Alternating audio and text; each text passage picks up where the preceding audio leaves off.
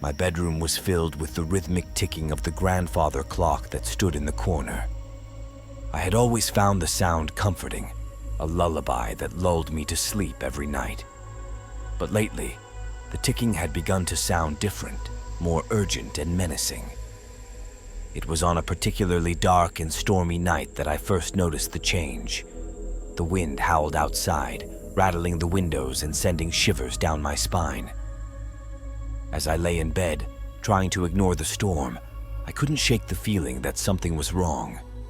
The ticking of the clock seemed to grow louder and louder, filling the room with an oppressive silence. I finally decided to get out of bed and investigate. As I approached the clock, the ticking seemed to pulse in my ears, growing faster and faster. I reached out to touch the pendulum, but as my finger made contact, the clock let out an ear-splitting screech. I jumped back in horror, my heart pounding in my chest. The clock's face began to warp and twist, the numbers morphing into grotesque shapes. Suddenly, the hands of the clock shot forward, spinning wildly. The pendulum swung back and forth with a vengeance, knocking over ornaments and furniture. I screamed in terror as the clock transformed into a monstrous creature, its eyes glowing red and its teeth bared in a menacing grin. It lunged at me, its claws outstretched, and I ran for my life. I scrambled out of my room and into the hallway, the monster hot on my heels. I could hear its heavy footsteps behind me, its growls echoing through the house. I didn't know where to go. I just ran blindly, hoping to find somewhere to hide. I burst into the living room and slammed the door shut, just as the monster reached for me. I held my breath, listening to the creature's enraged snarls on the other side of the door. I knew it wouldn't be long before it broke through. I looked around the room, searching for a place to hide. I spotted a large closet in the corner and scrambled inside, pulling the door shut behind me.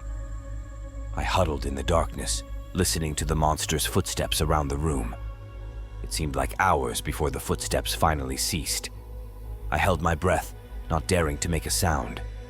I waited for what seemed like an eternity, my heart pounding in my chest.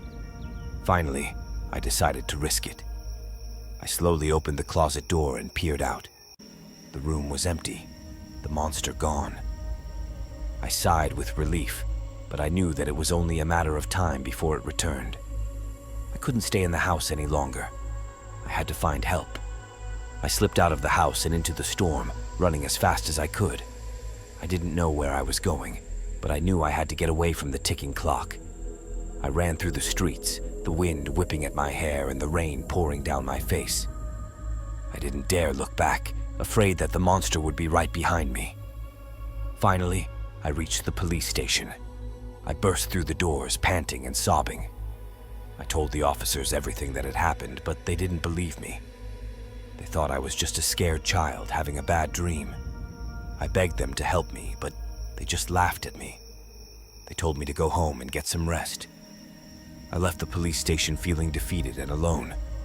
I didn't know what to do. I couldn't go home, knowing that the monster was waiting for me. I wandered the streets for hours, lost and afraid. The storm had finally passed, but the darkness of the night seemed to press in on me, suffocating me. I finally collapsed on a park bench, exhausted and defeated. I closed my eyes and drifted off to sleep, my dreams haunted by the ticking clock and the monstrous creature. I awoke with a start, the sound of ticking filling my ears. I opened my eyes and saw the grandfather clock standing before me, its face twisted and grotesque, its eyes glowing red. I screamed in terror, but it was too late.